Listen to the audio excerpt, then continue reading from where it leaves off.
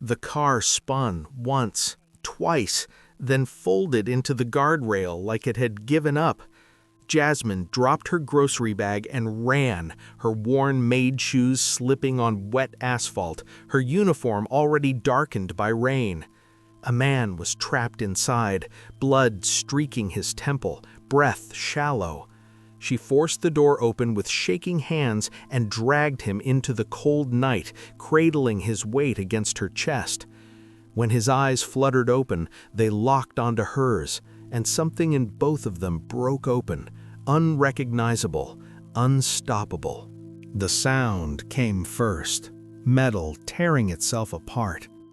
Jasmine was halfway down the block, grocery bag cutting into her fingers, when the night split open.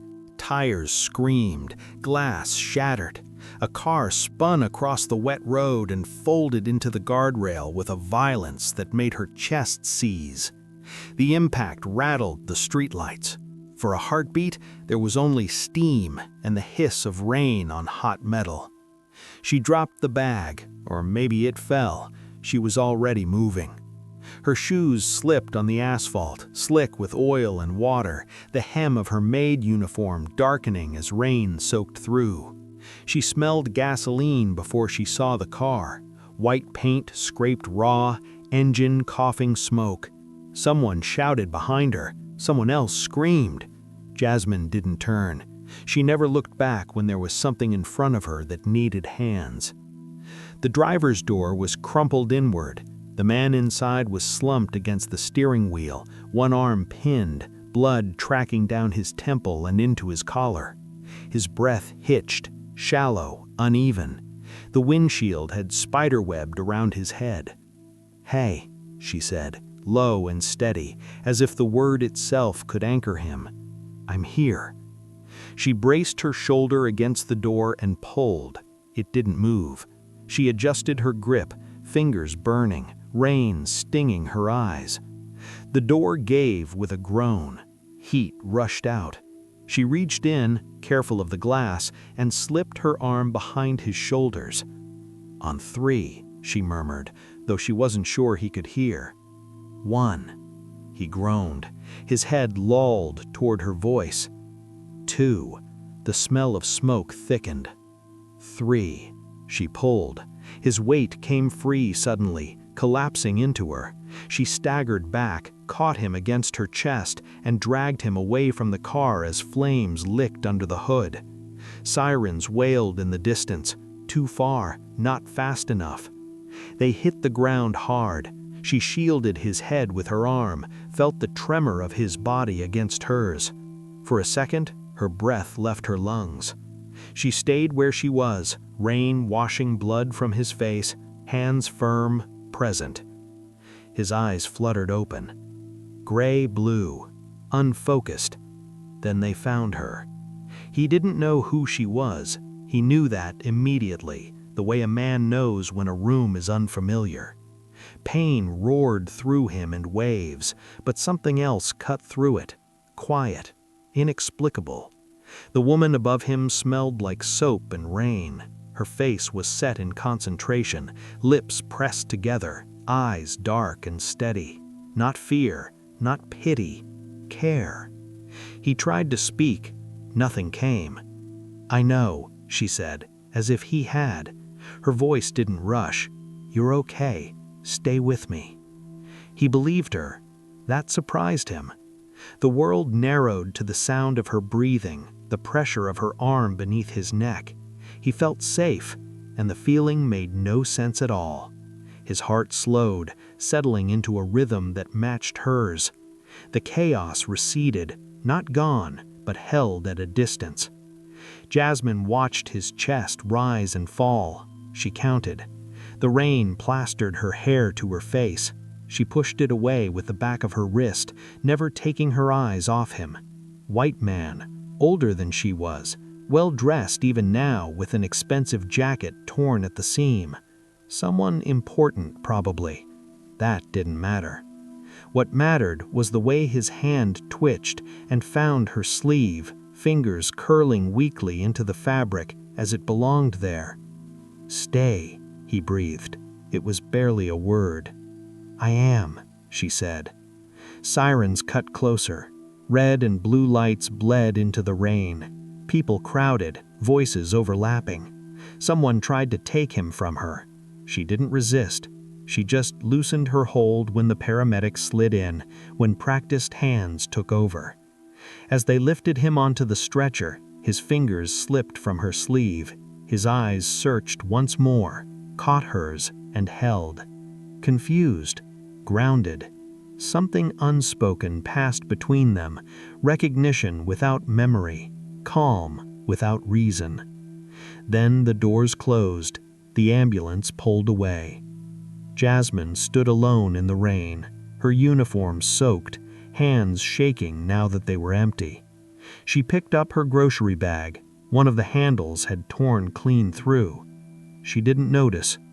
Some moments arrive already carrying history, whether we remember it or not. Enjoying the story so far?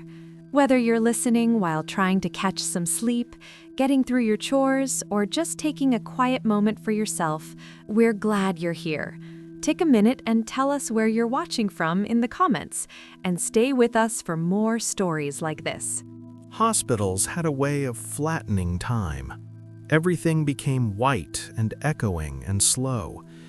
Jasmine stood near the far wall of the emergency corridor, her damp Maid uniform clinging to her legs, shoes squeaking faintly every time she shifted her weight. She should have left. She knew that. The groceries were still in her hands, one handle stretched thin, the bag hanging crookedly against her knee. She could already picture the shelter's common room, the long table, the quiet rules. She didn't move. Through the swinging doors, she caught flashes, gurney wheels, gloved hands, a glimpse of gray hair against a white pillow. She tracked the movement without meaning to, her body angled toward him like a compass that had already chosen north. A nurse approached. "Are you family?" Jasmine shook her head. The word no felt too large to say out loud. I saw the accident." The nurse nodded, already turning away.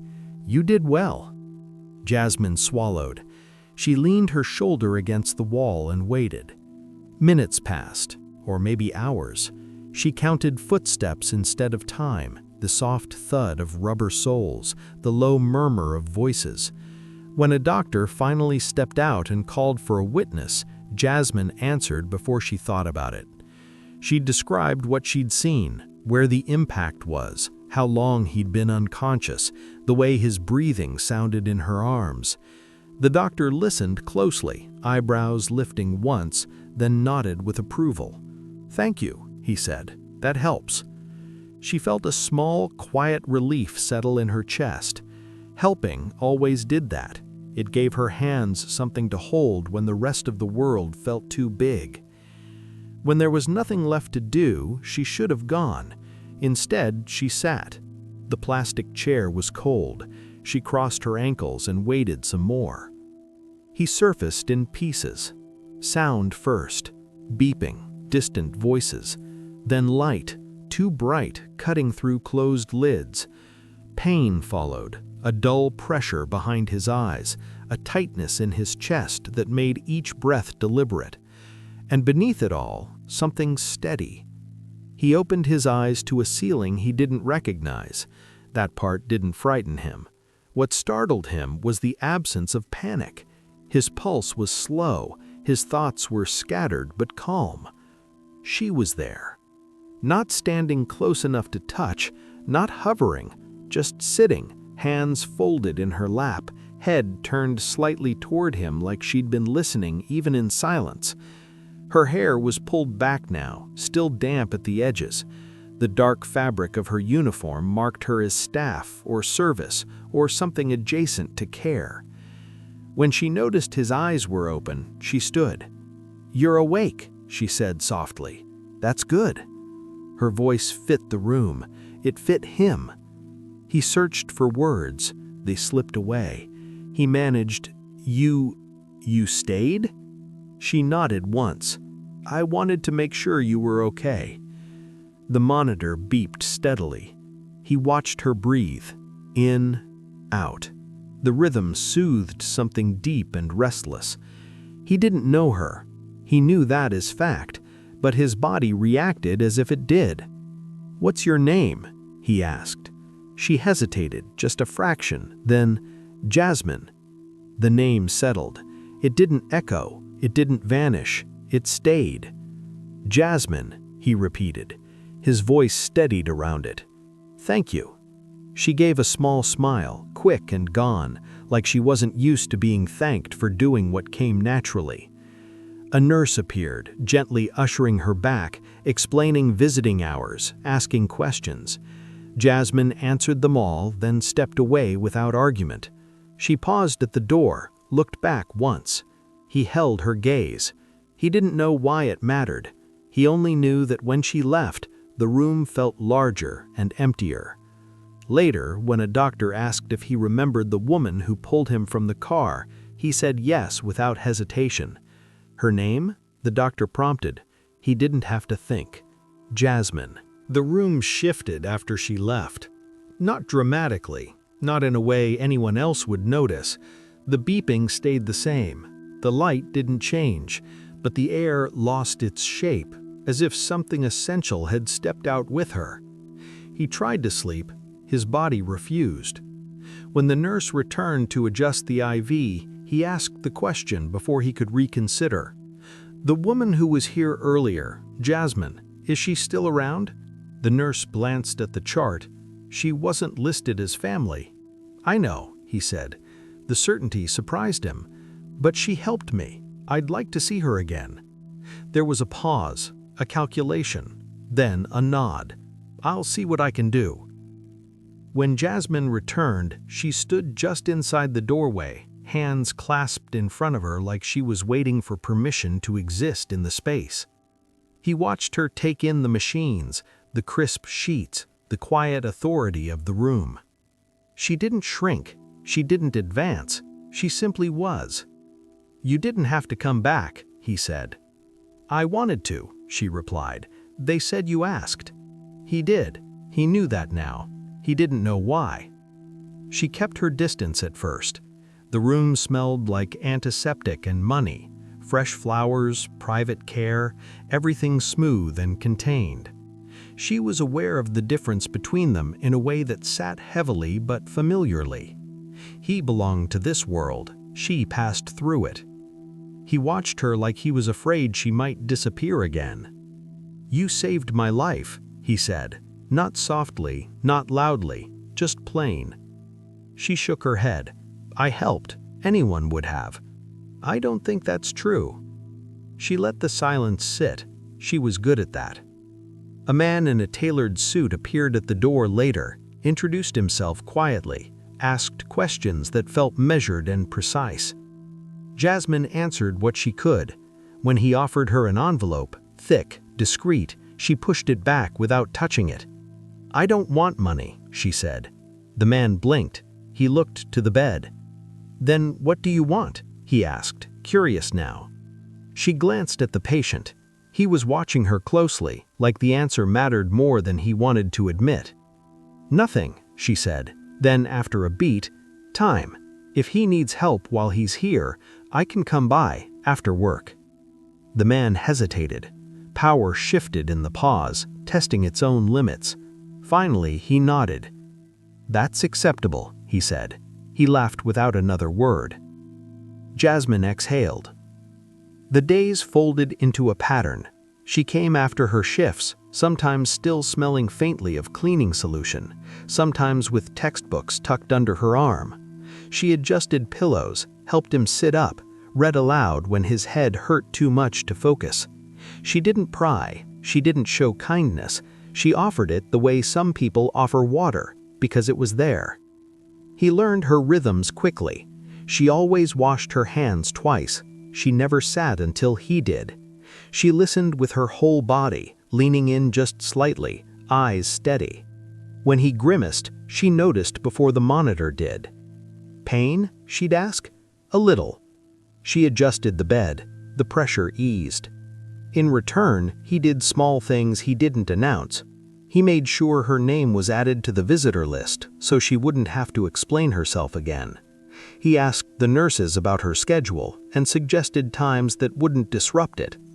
When she looked tired, he said nothing, just let the silence stretch so she could rest inside it. Once, late, she fell asleep in the chair beside his bed, her head tipped forward, curls slipping loose. He watched her breathe, careful not to move. Something warm settled in his chest, unfamiliar and grounding. "Family," a voice whispered. He didn't know where it came from. When she woke, embarrassed, he looked away to give her privacy she hadn't asked for. "Thank you," he said. "For what?" "For staying." She considered that. "You would have done the same." He wasn't sure if that was true. He was sure it mattered that she believed it. Sometimes the people who stay aren't the ones who owe us, but the ones who recognize us. The question came to him in the early hours, when the ward went quiet and the machine seemed to breathe on his behalf. "Do you have family?" Jasmine asked. She hadn't meant it to land heavily. She was straightening the tray table, aligning objects that were already aligned. The question was gentle, almost casual. He stared at the ceiling for a long moment before answering. "I did," he said. The past tense surprised him. "A wife, a daughter." Jasmine's hand stilled. "I don't remember their faces," he continued. His voice stayed even, as if he were reciting facts learned long ago. "I know they existed. I've known that for years. I just never found them." She turned then, fully. Her eyes didn't widen, they darkened. "What happened?" she asked. He swallowed. The motion tugged at something behind his ribs. "An accident, work-related. I woke up and everything before it was incomplete. I searched later, when I had the means. Private investigators, records, nothing that held."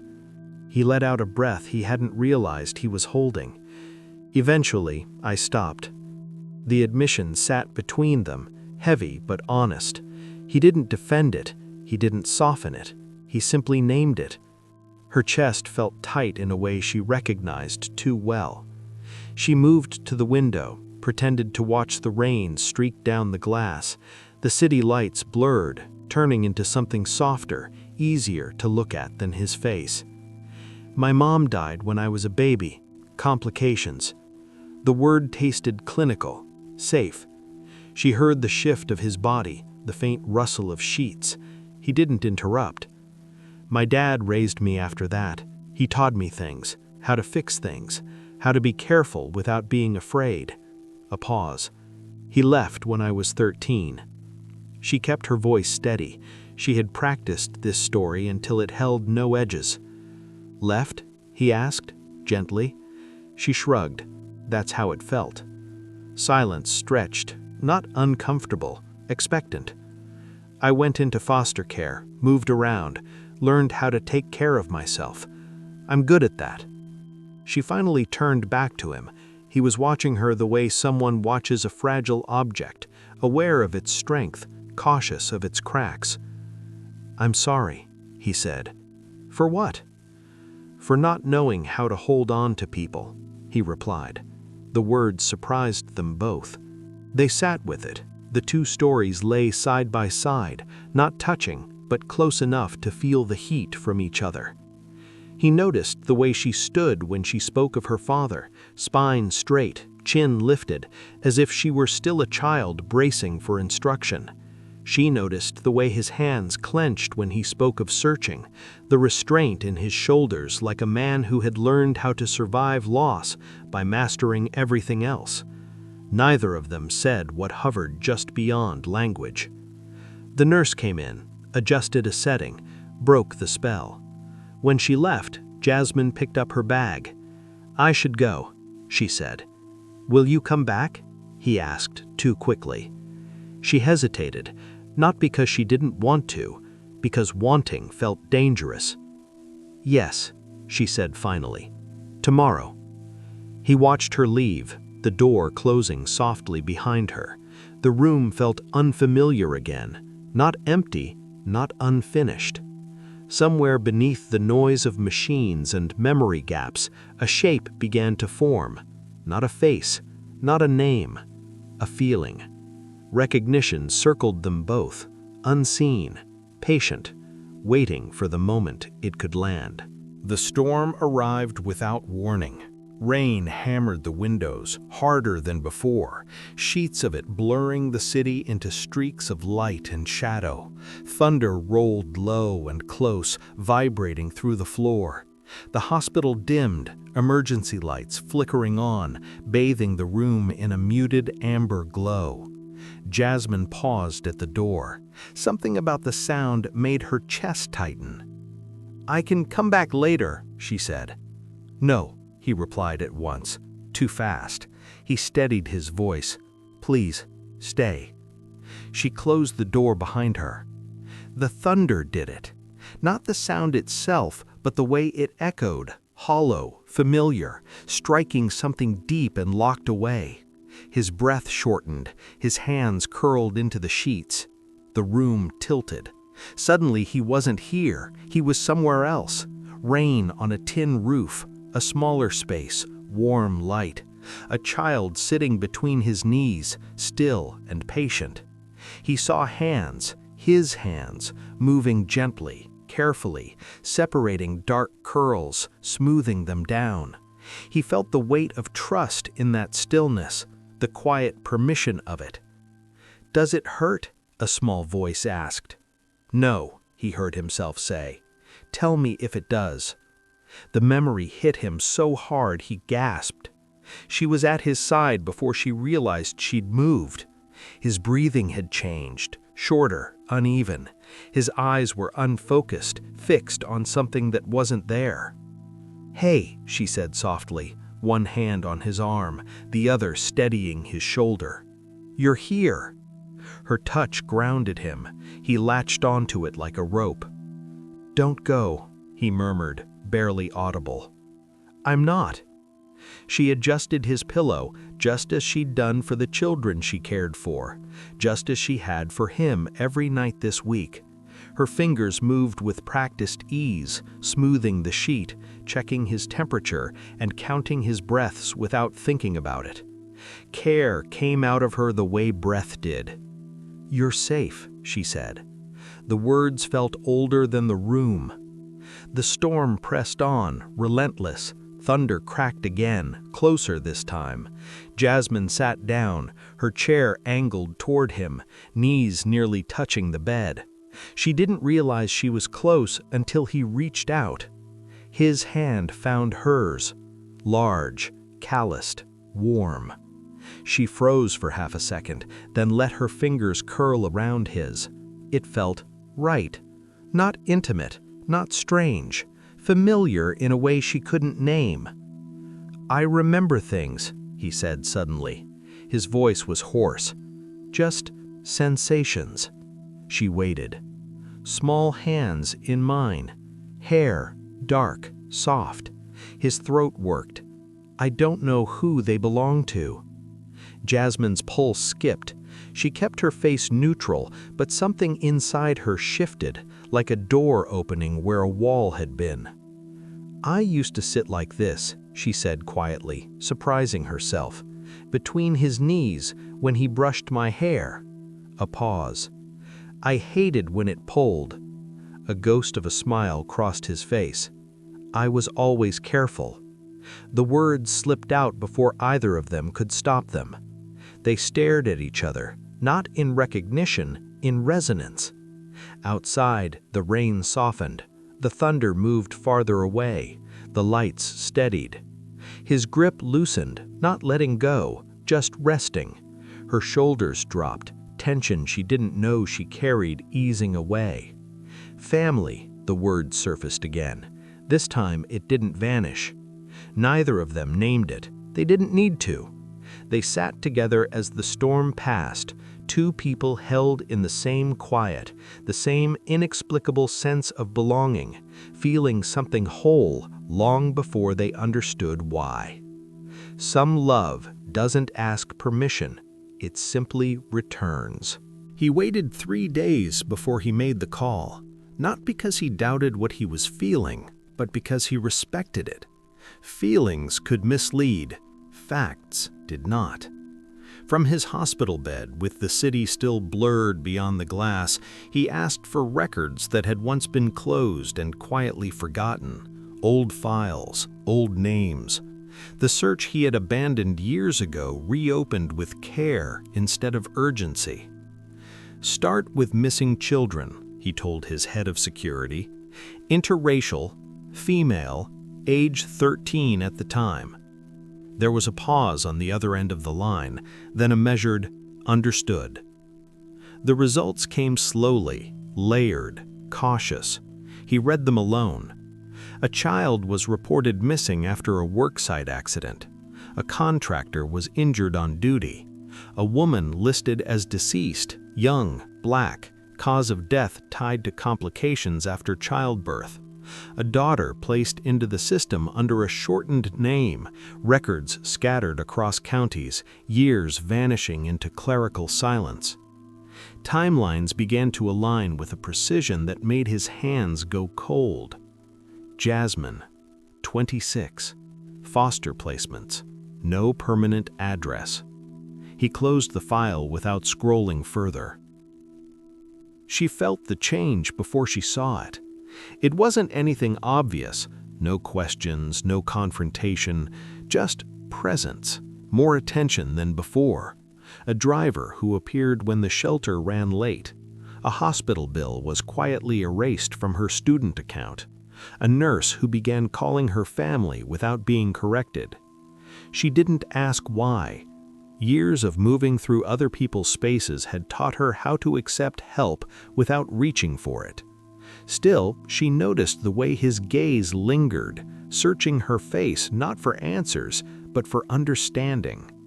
Once, he caught him watching her hands as she adjusted his blanket, as if the shape of them mattered. "You okay?" she asked. He nodded. "Yes, just tired." She believed him, mostly. He didn't tell her what he was learning, not yet. Truth had weight. It needed the right moment to land without breaking everything beneath it. Instead, he did what came instinctively. He protected. When the hospital transferred him to a private recovery suite, he made sure she had unrestricted access. When a staff member questioned her presence, it stopped. When she mentioned exams, he arranged quiet hours without asking why they mattered to him. He listened more than he spoke. He watched the way she moved through rooms like someone accustomed to not being noticed, and how she softened in moments when she forgot to guard herself. At night, when the city quieted and the room dimmed, he lay awake with the knowledge pressing against his ribs. The pieces were there now. The shape was undeniable. Still, he said nothing. Because the truth wasn't just his. It belonged to her. And until he knew how to offer it without turning care into control, he held it the only way he knew how, silently, fiercely, waiting for the moment it would do more good than harm. Recovery came with edges, not pain. He had learned to manage that, but clarity. The second accident had loosened something the first had sealed shut. His thoughts arrived sharper now, less fogged. Memories brushing closer without fully landing. They came when he wasn't looking for them, when Jasmine laughed softly at something a nurse said, when she tilted her head to listen, eyes narrowing in focus, when she stood with her weight balanced on the balls of her feet, ready to move. Each gesture struck like a key turning in a lock that resisted opening. He began to remember the way a child used to sit on the counter, legs swinging, waiting patiently while he tied boots. The way she hummed when she was nervous. The way she trusted, fully, without checking behind her. The fragments came with emotion first, then sound, then touch. One night, as Jasmine reached to steady him while he stood, her hand brushing his wrist, a memory surged so fast it stole his breath. "Careful," a younger version of his own voice said. "I know," a child replied. "I trust you." He gripped the bed rail until the room stopped spinning. She noticed the change in him, too. He asked fewer questions now, watched more. Sometimes she caught him studying her like he was afraid she might fade if he blinked. "Are you in pain?" she asked once, adjusting the monitor. "No," he said. Then, after a pause, "Just remembering." Her chest tightened. "Is that good?" "I think so." She didn't press. Some truths need to be approached slowly. The records confirmed what his body already knew. The missing child, the mother's death, the years swallowed by systems that lost track of children who learned to disappear. And Jasmine. Every line pointed to her without mercy or drama. No grand revelation, just facts aligning with devastating precision. He sat alone with it long after the screen dimmed. "She's my daughter." The words didn't explode, they settled, heavy, irreversible. Fear followed immediately, not of rejection, of damage. What if telling her broke what they'd built? What if naming it turned safety into obligation? What if the quiet trust between them couldn't survive the weight of history? He had failed once already, not by choice, but by absence. He would not fail again by rushing. So he waited. He watched her laugh with the nurses, watched her study in the corner of the room, lips moving silently as she memorized terms, watched her care without expectation, and he loved her, cleanly, fiercely, before she ever knew why. Together. The moment almost came one afternoon when she mentioned her father again, offhand, unguarded. He used to say the truth should be kind. If it wasn't kind, it wasn't time. His breath caught. She looked up. "You okay?" He nodded, swallowing hard. "Yes, just thinking." She smiled and went back to her book. He turned toward the window, the city stretching endlessly below, and made himself a promise. Soon, but not yet. Because some truths don't need force, they need timing. What if the truth doesn't destroy love, but explains it? He chose the morning. The storm had passed in the night, leaving the city washed clean, sunlight spilling softly through the tall windows. The room felt different, lighter, as if it had been holding its breath. Jasmine arrived just after 8, her bag slung over one shoulder, hair still damp from the shower at the shelter. She smiled when she saw him sitting up, dressed instead of hidden in hospital white. "You're improving," she said. "Yes," he replied, "because of you." She waved it off, moving to set her things down. He watched her for a long moment, steadying himself. "Jasmine," he said. The way he said her name made her pause. "Sit," he added gently. She did. He didn't circle the truth. He didn't dress it up. "I had a wife. She died young. Complications after childbirth." Jasmine's breath caught. She said nothing. "I had a daughter. She was 13 when I was in a work accident. I lost time, memory. Not facts, but faces, names." His voice stayed level, anchored. "I knew they existed. I searched when I could. I didn't find her." Her hands folded together, tight. "After the crash, the recent one, things started to come back. Not clearly. Sensations, habits." He swallowed. "And then I met you." The room seemed to narrow. "I investigated quietly," he continued, "to be sure. The records, the timelines." He met her eyes, unflinching. "You are my daughter." Silence took the room. It stretched, not empty, not violent, just vast. Jasmine didn't move. Her face didn't change. Her breathing slowed, then hitched. "No," she said softly. Not denial, a plea. He stayed still. "I know how it sounds." She shook her head once, twice. Her eyes filled, not with anger, but with something deeper, grief, sudden and total. "My father didn't leave. she whispered, as if saying it out loud might break it. He didn't choose to. Tears spilled then, unchecked. She pressed her palm to her mouth, shoulders folding inward as years collapsed into a single breath.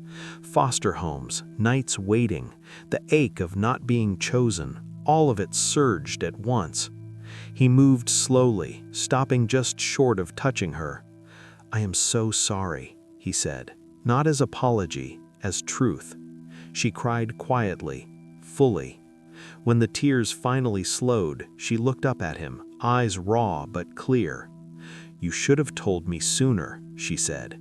"I was afraid," he admitted, "not of losing you, of hurting you." She nodded. "You did, but not like you think." Another silence, softer now. She took a breath, then another. "I don't know how to do this," she said honestly. "I don't either. We can learn." She studied his face, the lines, the restraint, the care that had never wavered even before truth named itself. "Okay," she said at last, but slowly. Relief didn't crash through him. It settled, quiet and profound. "Slowly," he agreed. They sat there, the truth between them, not a wound, but a bridge. And for the first time, nothing stood in its way. Time passed the way healing often did, not in leaps, but in quiet accumulation. He didn't rush her. He didn't correct her language or reach for titles she hadn't offered. He showed up instead, consistently, in ways that didn't ask to be noticed. A small apartment appeared within walking distance of her campus, clean, modest, hers. The lease was in her name, no conditions, no keys he kept for himself. When she asked why, he answered simply, "Because you deserve a door that closes behind you." She moved in slowly, bringing only what she owned, a single suitcase, her books, a framed photograph of her mother she'd carried from place to place for years. He watched her set it on the windowsill without comment. School continued, long nights, early mornings. He learned her schedule without intruding on it, left meals when exams piled up, sat in the car outside the hospital on days she ran late, never calling, never pressuring, just there. They learned each other through presence. She learned that when he listened fully, no interruptions, no solutions offered unless asked, that his protection didn't come with ownership, that his care had edges but never barbs. He learned her silences, the difference between tired and overwhelmed, when to step closer, when to step back. He learned that love, for her, was something that arrived quietly and stayed only if it was patient. Once she caught him watching her as she cooked, nothing elaborate, just rice and vegetables, methodical and calm. "You don't have to supervise," she said lightly. "I know, I just like seeing you here." She didn't look up, but she smiled. They talked sometimes about the past, carefully, in pieces, never all at once. There was no need to relive every loss, to honor what had been survived. What mattered was the now. Sundays became routine, coffee, long walks, shared silence that didn't ache. When she introduced him to classmates, she called him by his name. When she needed reassurance, she didn't ask directly. She leaned in, and he stayed. Family, they learned, wasn't reclaimed in declarations. It was rebuilt in repetition. On an ordinary afternoon, as light pooled across the kitchen floor, Jasmine set 2 mugs on the counter and leaned against it, studying him. "You're really here," she said. He met her gaze. "I am." And this time there was no fear that either of them would disappear. Some families don't reunite loudly. They simply begin again. What memory lost, love remembered. And this time, it stayed. Hey you, my fellow story family. Thank you for staying with us till the very end. We'd love to hear how this story made you feel. Would you have done anything differently? What did it teach you? If this story mirrors a season of your own life, feel free to share it with us in the comments. Stay close to this channel for more stories that speak of strength, love, and hope.